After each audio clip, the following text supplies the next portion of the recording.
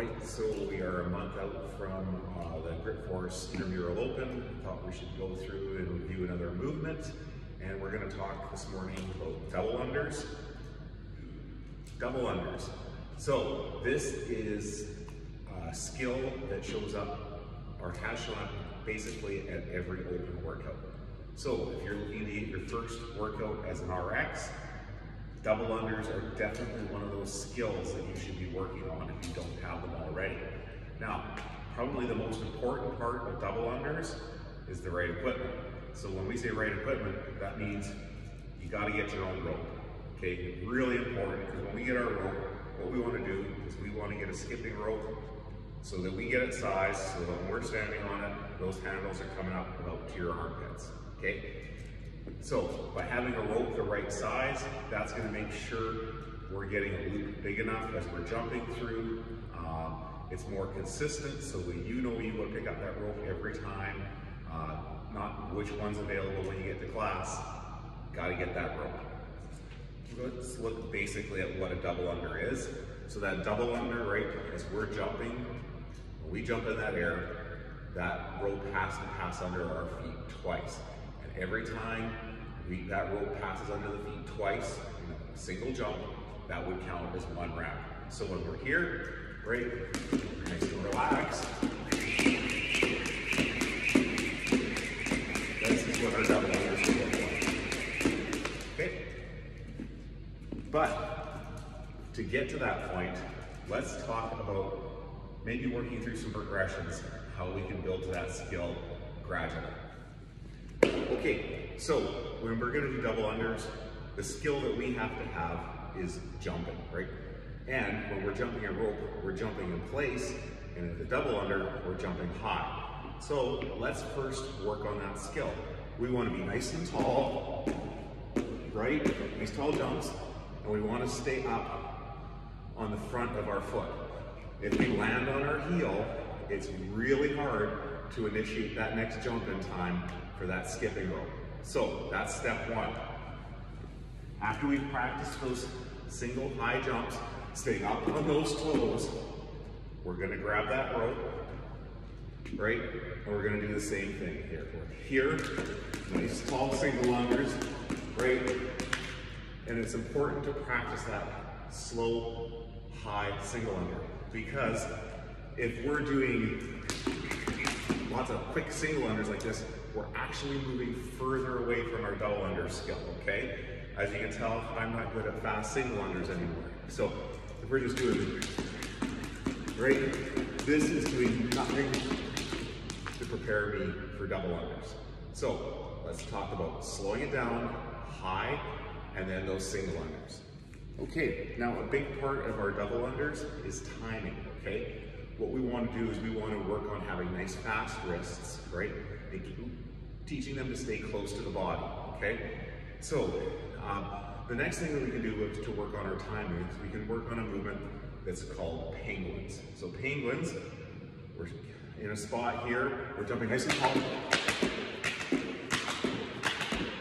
Nice and tall, and keeping those hands close and clapping those hips twice while we're in the air, okay?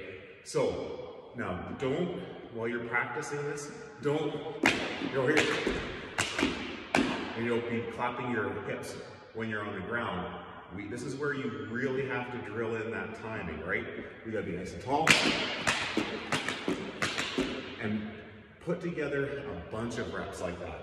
So like 20, 25 reps. Practice on that timing, okay? That's really important if we're gonna develop that double under skill, getting that timing. All right, so now let's start putting some double unders into our practice here, okay? So what I would call this is almost like another progression in that movement, and that's where we do 4 single unders, 1 double under. 4 single unders, 1 double under. What that does is that lets us hit one, but teaches us to keep jumping. Because a lot of times when we get that first double under, we stop right away, because it's just like that aha moment, it just happened. So what we want to do is we want to focus on how we keep practicing jumping while we're doing this, okay? So what we can do is we grab our rope, right? We're going to get here, we're going to get into our nice single jump cadence, and then we're gonna do one double under. So we're here.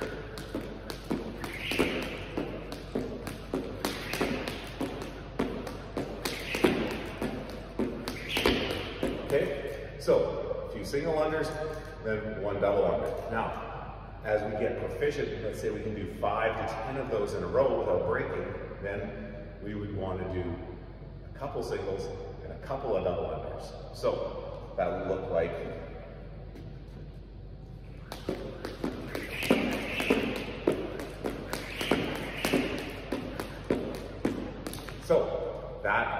we would just keep building that way and build slowly into those double unders. And it's important to do that rather than trying to go and just go automatically into that big set. We want to learn how we can stay comfortable, keep our breathing under control. Okay, we're putting together a few double unders now. So for those of you that can do those double unders, one of the next things that we need to work on is efficiency in double unders. So with efficiency, there's a few things that happen with double unders. As we get tired, as we start to strain, we'll notice our arms want to start to wander out, okay? That puts a lot of extra fatigue in the shoulders. Chances are, if we're in an intramural open workout, it's not going to be just skipping, there's going to be something else with that, okay? So we've got to think how we preserve shoulders. So that's practicing keeping those hands close. The other one is the jump itself. When we're doing the jump, now some will pike. When I say pike, they'll move their feet forward. I can't pike when I'm jumping. Or else what we'll see as we're jumping, we're lifting those knees more. Ideally, if we're doing really efficient, right, we can keep those hands close and we can just kind of stay on our feet.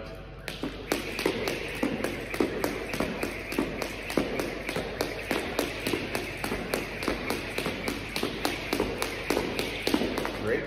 That is our more efficient way of doing our double unders. And if you think about it, as you get tired, your arms wander out. What are we doing? We're shortening up that distance of that rope. So that's forcing you to go faster, okay? Whereas we can stay efficient, if we want to go faster, it's just faster wrist flex. So keep that in mind. This is some useful tips that we can use to build for the intramural open. Get practicing those double unders. You've got a month. That should be enough time if you're really focused on it. And you're gonna whip yourself, but it's okay.